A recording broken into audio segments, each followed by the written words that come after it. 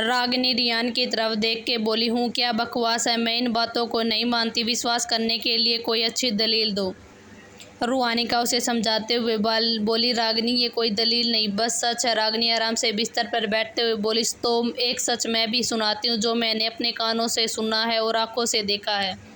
तुम्हें याद है जंगल में जिस जगह पे तुमने मुझे बुलाया था? रागिनी ने यह सवाल रूहानिका से किया। रूहानिका उसके सवाल को सुन के बोली, हाँ याद है, मगर उस बात का लॉजिक समझ नहीं आया कि रागिनी की ये सवाल क्यों पूछ रही है। रागिनी अपने नाखूनों को देखते हुए बोली, उस जगह पे मैं पहले भी जा चुकी हूँ, माफ़ करना, ले जाई जा चुकी थी। लगभग 1 महीने पहले कुछ लोगों ने मुझे मेरे महल से बेहोश करके किडनैप किया था और जब मुझे होश आया तो वही तालाब के पास थी।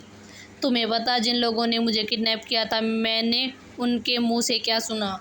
रूहानिका बोली, क्या? रागिनी पुराने स्टाइल में ही बात जारी रखते हुए रियान को देखकर बोली, तीसरे महामहिम का आदेश है कि उनकी इस मूर्ख और अपमानजनक पत्नी को मारकर इस तालाब में फेंक दो। याद रखना, दिखने में बिल्कुल ये किसी दुर्घटना की तरह लगनी चाहिए ताकि किसी को भी उन पर शक न हो। रागिनी की यह बात सुनते रियान की मुठ्ठियाँ भींच गई। उसने बड़ी मुश्किल से अपने भयानक आभा को रोक सका था। उसके और उसकी पत्नी के बीच इतनी बड़ी गलतफहमी थी और उसे कुछ पता भी नहीं था। कोई उसका नाम इस्तेमाल करके उसकी पत्नी के खिलाफ ऐसी साजिशें रच रहा था। लेकिन अब जो भी हो, इस बार उस व्यक्ति ने अपनी हिम्मत कुछ ज़्यादा ही बढ़ा दी जो खुद उसके महल में होते हुए हमला कर दिया। तो चाहे जो वह जहाँ भी छुप जाए, रियान को उसे खोद कर निकालना ही था। रागिनी खड़े होकर रियान के पास आते हुए बोली, तो बोलिए महामहिम, अपने निर्दोष होने का कोई प्रमाण है आपके पास? भला मैं आपकी बातों पे कैसे विश्वास करूं? रागिनी मजाक के टोन में कहते हुए बोली, और रही बात आज की, तो चलिए मान लेते हैं महामहिम कि आप इसमें पूरी तरह से निर्दोष है, लेकिन कहीं ऐसा तो नहीं कि वो इतना कहते कहते रुक गई और मुस्कुराने लगी जैसे उसे कोई और नई बात पता चल गई हो।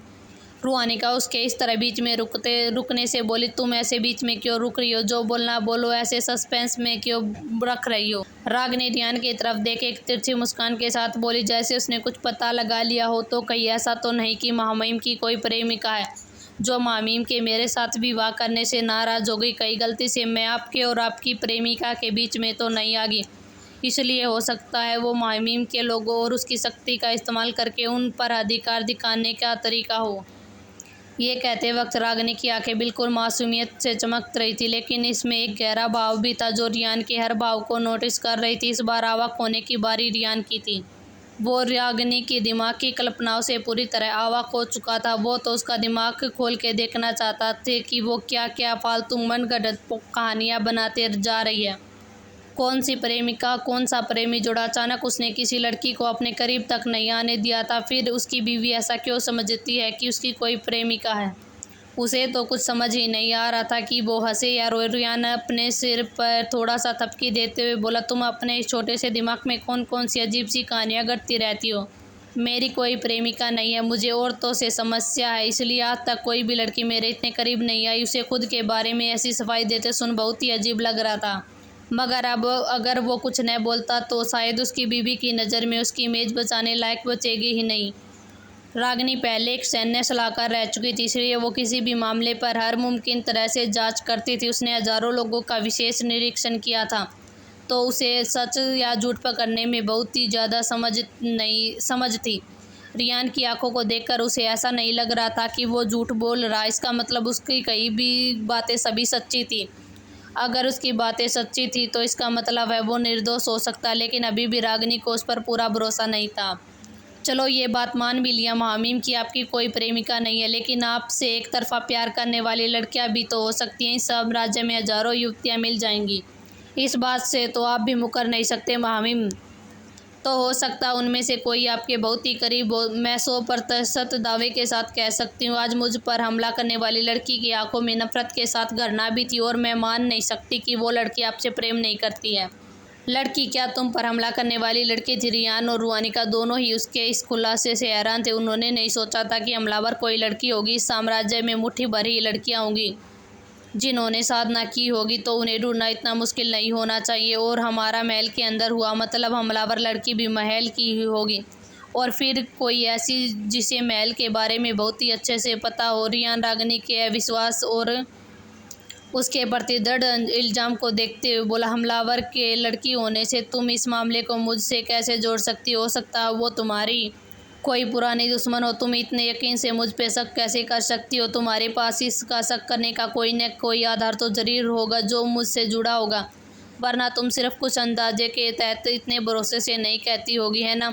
रियान ने रागिनी के इस अविश्वास से अंदाज़ा लगाया था कि जरूर रागिनी के पास कुछ ऐसा ही होगा जिसके कारण उसने यह भरोसा किया कि उसी ने उस पर हमला करवाया था। इन दिनों उसने जितना भी रागिनी को समझा था उसे एक बात बहुत ही अच्छे से समझ आ गई थी। रागिनी दिमाग से बहुत ही ज़्यादा तेज है, वरना सबको इतने सालों तक मूर्ख बनाना आसान नहीं था। रागिनी हंसते हुए बोली, आप उतने भी बेवकूफ़ नहीं हैं मामीम जितना मैंने सोचा था। चलिए आपको सबूत भी दिखा देते हैं। रागिनी के अलावा शायद ही कोई ऐसे शब्दों का रियान के सामने खुलेआम तंज कसते हुए इस्तेमाल करने की हिम्मत कर सकता था। रागिनी ने अपना हाथ आगे बढ़ाया। उसमें एक चांदी का पत्थर नजर आया। वो उस चांदी के पत्थर को दिखाते हुए बोली, जहाँ तक मैं जानती हूँ सोने के पत्थरों का इस्तेमाल सम्राट के खास सेवक इस्तेमाल करते हैं जिन्हें महल में किसी भी चीज़ या स्थान पर प्रवेश करने की अनुमति होती है, और चांदी के पत्थर वो इस्तेमाल करते हैं जिनके पास सेना की कमान होती है, और ताला साम्राज्य में सेना की कमान तो आप ही हाथों में है ना मामी?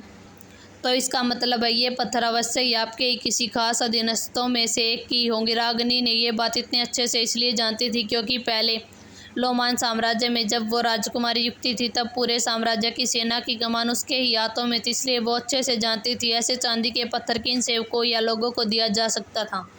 इन पत्थरों में गोपनीयता से उन सेवकों के नाम भी लिखे होते थे, मगर ये सिर्फ उसके मालिक की शक्तियों से ही पता लगाया जा सकता था। तो फिर मुझे ये बताइए कि आपकी मर्जी के बिना आपके सेवक मुझ पर हमला क्यों करेंगे? जितने सबूत रियान के खिलाफ थे उससे रागिनी तो क्या कोई भी मास्टरमाइंड उसे ही समझेगा। अब उसे समझ में आ रहा था कि रागिनी के उसके प्रति इतने गहरे नफरत और अविश्वास का क्या कारण था। गनीमत यह थी कि रागिनी उसे खुद को निर्दोष साबित करने का एक मौका दे रही थी।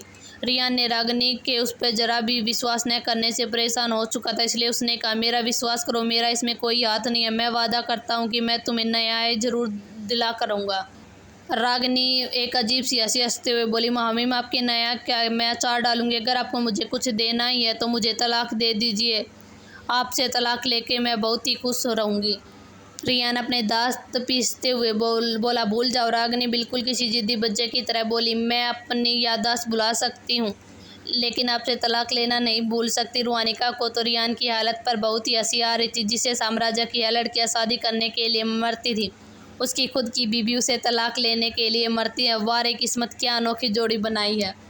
रियान उसके हाथ से वो चांदी के पत्थर लेकर बाहर जाने लगा तो रागिनी उसे जाते हुए देखकर पीछे से बोली, अमरावल के दाएं कंधे में मैंने आत्मनाशक खंजर से हमला किया था, इसलिए उसका घाव भरा नहीं होगा। रागिनी की बात सुन के रियान रुक गया। उसे लगा शायद रागिनी कुछ और भी बोलेगी, मगर उसकी सारी उम्मीदें तोड़ते हुए रागिनी बोली, तलाक तो मैं तुमसे लेकर ही रहूँगी, देख लेना। रियान को तो समझ ही नहीं आ रहा था कि घूम फिर के रागिनी की सुई तलाक पर ही क्यों अटक जाती थी। वो उसे एक मौका क्यों नहीं दे सकती थी। रियान के उस कमरे से जाने के बाद रागिनी की आंखों में एक अजीब सा एहसास दिखा, जिसके साथ वो अपने मन ही मन बोली, चाहे तुम दोषी हो या न हो इससे मुझे कोई फ़र्क नहीं पड़ता। प्यार तो मैं तुमसे कभी भी नहीं कर पाऊंगी क्योंकि मुझे अब दोबारा इतनी हिम्मत नहीं है। रियान अपने कमरे से निकल के सीधे अपने हॉल के सिंहासन पर जाकर बैठ गया। उसने सभी को हॉल में इकट्ठा होने के आदेश दिया। रियान के भयानक आवाज़ से लगभग सभी रक्ष काँप उठे। उनके शरीर से निकल रहे उत्पीड़न से लगभग सभी को पता चल गया कि महामहिम क्रोधित है। वहाँ जो भी लोग मौजूद थे वो रियान के सबसे भरोसेमंद लोग थे।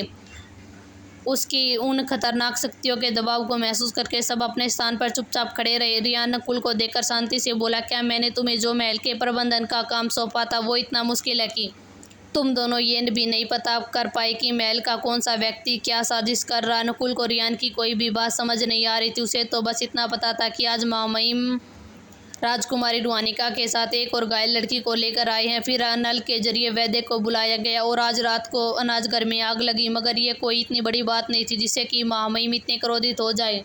उसे बिल्कुल भी नहीं समझ आ रहा था कि उससे गलती हुई तो हुई कहाँ। महल के हर एक व्यक्ति की गतिविधि पर नज़र रखना उसका ही काम था और ये काम उसे रियान ने काफ़ी समय पहले सौंपी थी। आज तक उसे कभी भी चूक नहीं हुई थी। बात करते वक्त उसकी आवाज़ में कोई गुस्सा या खुशी महसूस नहीं की जा सकती थी, मगर फिर भी उसकी शक्तियों का दबाव महसूस किया जा सकता था। नकुल थोड़ा अजमन सा में दिख रहा था, उसे भी नहीं पता था उससे क्या गलती हो गई है। इस महल में रहने वाले सभी लोगों पर उसकी नज़र बनी रहती थी। रियान के आदेश के कारण अनल भी थोड़ी देर के लिए वहाँ उपस्थित हो गया था। जब उसने सारा मामला सुना तो उसने तुरंत घुटने टेक दिए और बोला, मामीम हमें माफ़ कर दीजिए। अनल के घुटने टेकते देखकर नकुल भी तुरंत अपने घुटनों पर आ गया। उसे इस तरह घुटनों पर बैठे देखा। रियान भावीन आवाज़ में बोला, क्या तुम्हें पता है कि तुमने क्या गलती कर दी? मामीम हम नहीं जानते, कृपया हमें दंड दे। दोनों ने एक ही साथ जवाब दिया, क्योंकि दोनों में से किसी को भी नहीं पता था कि उसकी गलती कहाँ हुई है। तुम्हें यह तक नहीं पता कि तुमसे कहाँ गलती हुई है और तुम लोग दंड की मांग कर रहे हो। इसे मैं क्या समझूं, तुम्हारे काम की लापरवाही या अपनी तानाशाही?